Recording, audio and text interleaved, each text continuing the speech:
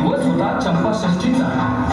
छत्रपती शिवाजी महाराजांनी अफजल खानाचा वध केला आणि त्यानंतर अवघ्या 10 दिवसात स्वराज्य 5 पट.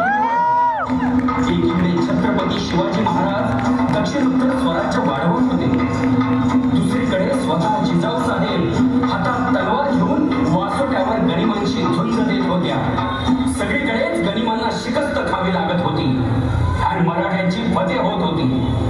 आणि यामुळे मावळ्यांचा आनंद गगनात मावेनासा झाला.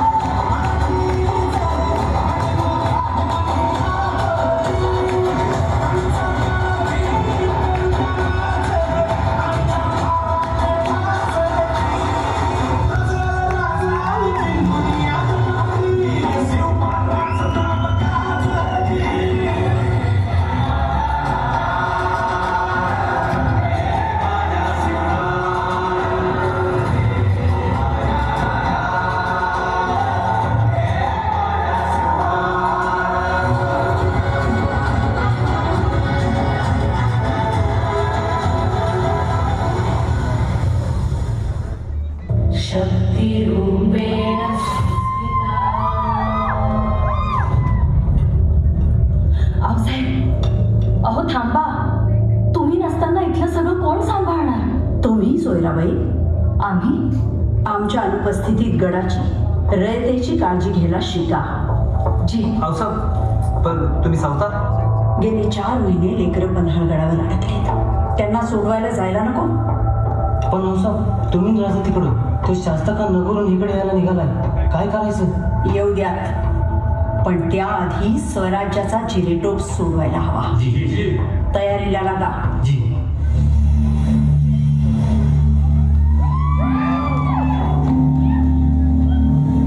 फाजिल खान, तुम्हारी फौज किले के पिछले बाजू में रहेगी. ये सिवा के लोग कभी से भी दगा दे सकते हैं, समझे? जी हुजूर. मसूद, तुम्हारी एक टुकड़ी किले के चारों ओर घूमती रहेगी. अगर कुछ भी गलत लगा तो सीधा हमला बोल देना. जी हुजूर. और चौकन्ना रहना. ये मराठे सामने से वार नहीं करेंगे, छिप के वार करना उनकी फितरत में है.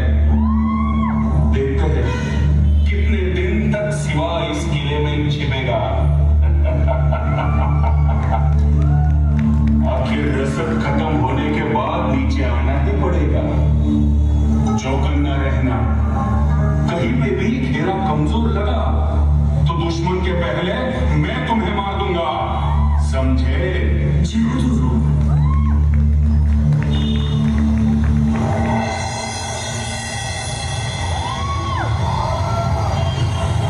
राजन, त्या सिद्धीनं लईच मजबूत यायला लावलंय. मुंगी सुधी काळात बाहेर करू शकत नाही आणि त्यात भर म्हणून टोपीकर माकड बी आल्या तोफा घेऊन त्यांच्या सोबतीला. एकीकडून सिद्धी, दुसरीकडून शाहिस्ते खान. आता आम्ही संपलो असं वाटून ही टोपीकर इंग्रजांच्या वैऱ्याच्या छावणीत त्यांच्या मदतीला आले. व्यापाराचं कारण काढून या देशी आलेले इंग्रज यांना व्यापारापेक्षा या देशाच्या राजकारणात अधिक रस. यांना वेळेवरच ठेचलं नाही तर येणाऱ्या काळात हे खूपच त्रासदायक ठरणार आहे. होय राजा, पण आता यातून मार्ग काढायलाच हवा, कारण लवकरच गडावरील रसद देखील संपेल. होय बाजी, आपण लवकरच हा गड सोडून एखाद्या अंधाऱ्या रात्री जवळ असलेला विशाळगड जवळ करूया. विशाळगडावर पोहोचताच पुन्हा नव्या जोमानं आपण सिद्धीवर हल्ला चढवू. अगदीच योग्य विचार आहे राजा. आपण इथून बाहेर पडलो तर आपणास गनिमांची दोन्ही बाजूने कोंडी करता येईल. शत्रूची कोंडी करायची असेल तर शत्रूस गाफील ठेवूनच इथून बाहेर पडावं लागेल. आणि त्यासाठी तुमचा वेग काय आहे नाईक? राजन, बेत असा आहे की जेव्हा आपण गड सोडायला लागू तेव्हा आपल्या बरोबर 2 पालख्या राहत्या. एका पालखीमध्ये तुम्ही असताल आणि आणि दुसऱ्या पालखीमध्ये शिवा काशील. पण नाईक शिवा, राज 2 पालख्या असत्या तर दुश्मनास चकवा देता येईल आणि आपल्याला गड उतरायला येईल सुधीक मिळेल. पण नाईक आमच्यासाठी आम्ही शिवाचा जीव धोक्यात घालायचा? तसं नाही राज, म्हणजे गस्तीची पथकं उठली की शिवा पालखी तिथं सोडल आणि थेट आपल्याला येऊन भेटेल की काय रे शिवा? होय राजा, तुम्ही काय बी काळजी करू नका सर. शिवा, आम्हाला आमच्या प्रत्येक मावळ्याचा प्राण प्रिय आहे. होय राजा, अहो नाईक म्हणतात तसंच होईल. पथक उठताना तुम्हाला येऊन भेटतो. राजे नाईकांनी याआधीही स्वराज्य संकटात असताना योग्य ते मार्ग सुचवले आणि यावेळी त्यांचा भेद चुकणार नाही राजे. होय नाईक, आता तुम्हीच आमचे शंभू शंकर, तुम्हीच मार्ग दाखवा. वय राज, फक्त आजची रात्या गणिमाचा सुगावा घेतो आणि मग उद्या रात्रीच गड उतरू.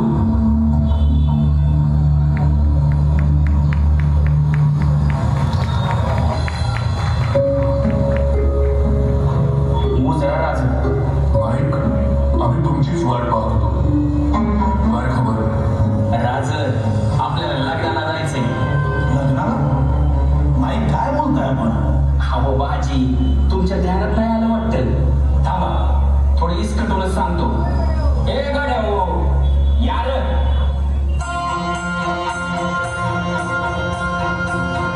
लग्नाला चला तुम्ही, लग्नाला चला, लग्नाला चला तुम्ही, लग्नाला चला, लग्नाला चला तुम्ही, लग्नाला चला, लग्नाला चला तुम्ही, लग्नाला चला. माझी काका नीट ऐका तुम्ही, हो कान देऊन ऐका. हो माझी काका नीट ऐका तुम्ही, हो कान देऊन ऐका. उघडा आहे मसाईचं पठार, उघडा आहे मसाईचं पठार. तर दोन प्रहाराला सिद्धी मसूद सरदार, तर दोन प्रहाराला सिद्धी मसूद सरदार. नको गड गोड नको खाय, नको गड गोड नको खाय. सालाचं पोट ठाय ठाय, सालाचं पोट ठाय ठाय. गोड चिमणीचं लागल दार, गोड चिमणीचं लागल दार. गोड पांढऱ्या पाण्याचं झळ, गोड पांढऱ्या पाण्याचं झळ. केसाकडं देऊन ये, चाल बसाकडं तुलं, चाल बसाकडं तुलं. लग्नाला चला तुम्ही, लग्नाला चला, लग्नाला चला तुम्ही, लग्नाला चला, लग्नाला चला तुम्ही, लग्नाला चला, लग्नाला चला तुम्ही, लग्नाला चला, लग्नाला चला तुम्ही, लग्नाला चला, लग्नाला चला तुम्ही, लग्नाला चला.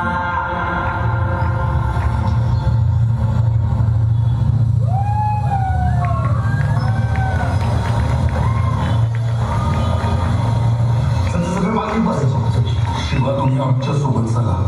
नाही राजा, मला जाऊ दे. शिवा, आम्ही सांगतोय ना, आमच्या सोबत चला. जे काय होईल ते सर्वांचं होईल.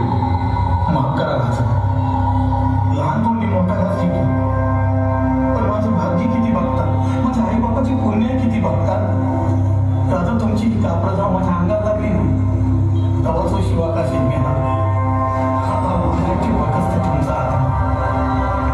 राजा, तुमच्या ध्यानात नाही, पण मला स्वर्गाचं दार दिसतंय. अजून काय पाहिजे एका माणसाला? लोक आयुष्यभर माणूस कसा जगला ते सांगतात, पण माझ्या बाबतीत लोक सांगतील की हा शिवा असा अभिनंदन की शिवाजी राजाचं मरण गेला.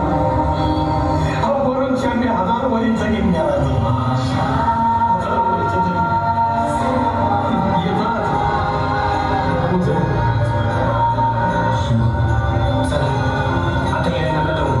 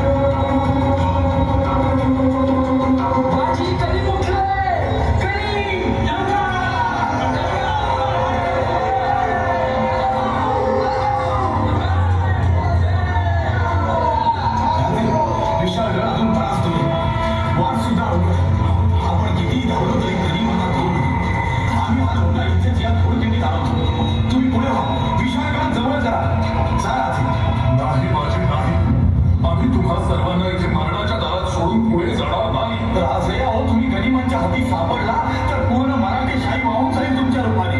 माझी काही झालं तरी चालेल, पण आम्ही तुम्हा सर्वांना सोडून पुढे जाणार नाही. जे होईल ते सर्वांचं होईल. चला आता कधी मला सामोरे जाऊया. नाही राजे, वेळ ओळखा राजे, वेळ ओळखा. राजे अवघा मराठा मुलूक तुमच्यावर अवलंबून. नोकर असून सुद्धा तुमच्याशी या भाषेत बोलतोय, पण मला क्षमा करा राजे. खरंच तुम्ही पुढे व्हा.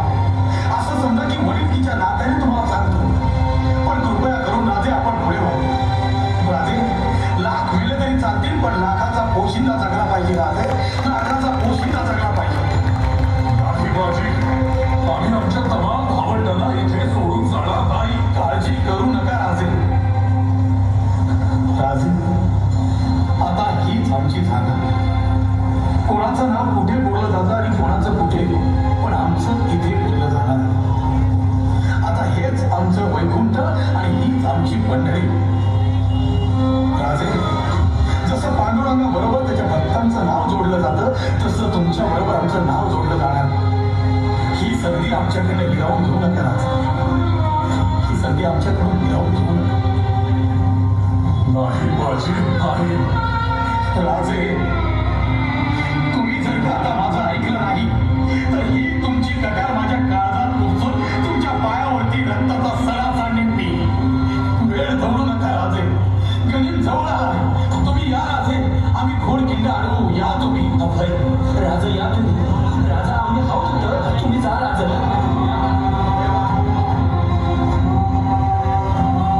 राजे विशाळ गडावरती पोहोचल्यानंतर तोफांचे 5 भाग घ्या. तोपर्यंत या घोडखिंडीत आम्ही गनिम मानवून ठेवतो. आपण या राजे. बाजी,